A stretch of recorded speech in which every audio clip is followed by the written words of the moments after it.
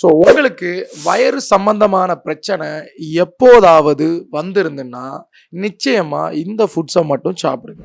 ஒவ்வொரு ஃபுட்டுக்குமே ஒரு pH level உண்டு. ஸோ அந்த ஃபுட்டோட அசிட் தன்மையையும் ஆல்கலைன் தன்மையையும் நிர்ணயிக்கும். ஆசிட் தன்மை அதிகமாக இருந்தால் உங்கள் வயிற்றுக்குள்ளாடி ஏற்கனவே இருக்கிற ஆசிட் கூட சேர்ந்து பிரச்சனைகளை கூட்டும். ஆல்கலைன் ஃபுட்டை நீங்கள் அதிகமாக எடுத்தீங்கன்னா உங்கள் உடம்புக்குள்ளாடி இருக்கிற ஆசிட் கூட சேரும்போது பெரிய பிரச்சனைகளை உருவாக்காது.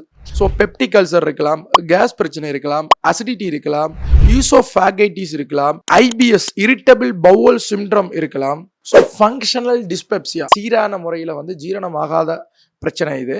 So gall bladder induced gastric problems எல்லாமே டைரக்டா ஸ்டொமக்கை இன்ஃபெக்ட் பண்ற பிரச்சனைகள்.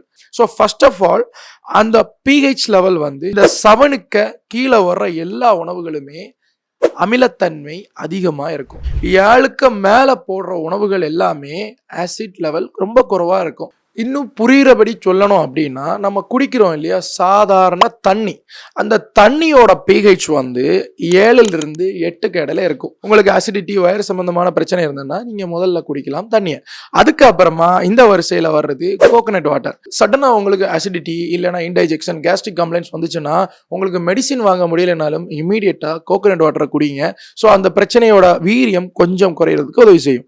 அடுத்தது பனானா. ஸோ இதோட pH-ம் 7.4 தான் இருக்கு. பழத்தோட pH குறைவா இருக்கிறதுனால அதுல இருக்கிற ஆசிட் இதன் மேல பைண்ட் பண்றதுனாலையும் ஸோ உங்களோட கேஸ்ட்ரிக் மியூக்கஸா இரிட்டேஷன் ஆகாம பாதுகாக்கும். அதுக்கப்புறம் வாட்டர் மெலான், தண்ணி மத்தங்க நம்ம குடிப்போம் இல்லையா, அது ப்ரொக்கோலி, ஸ்பினாக், குக்கும்பர், இதெல்லாம் நல்லாவே ஆல்கலைசர். இது அசிடிட்டி லெவல கொஞ்சம் கூட உங்களுக்கு கூட்டாது. மாடரேட் ஆல்கலைசர்னு வரும்போது அதுவுமே அசிடிட்டி லெவல கூட்டாது. இது 7.4லிருந்து 8க்கு இடையில இருக்கு. வந்த வரிசையில papaya, pumpkin, carrots, beetroot, almonds, oats இதெல்லாமே வருது. ஸோ அடுத்ததும் இன்னும் கொஞ்சம் ஃபுட்ஸ் இருக்கு. அது 7 to 7.4 இதுவுமே ஆல்கலைசர் தான். இதுவுமே உங்களோட அசிடிட்டி லெவலை கூட்டாது. Apple, pear, sweet potato. So இனி அசிட் லெவலை அதிகமாக கூட்டுற உணவுகள் அப்படின்னு பார்க்கும்போது tea, coffee, vinegar, orange, lemon, grapes, tomato, அப்புறம் ஊறுகாய், பிக்கிள்ஸ்.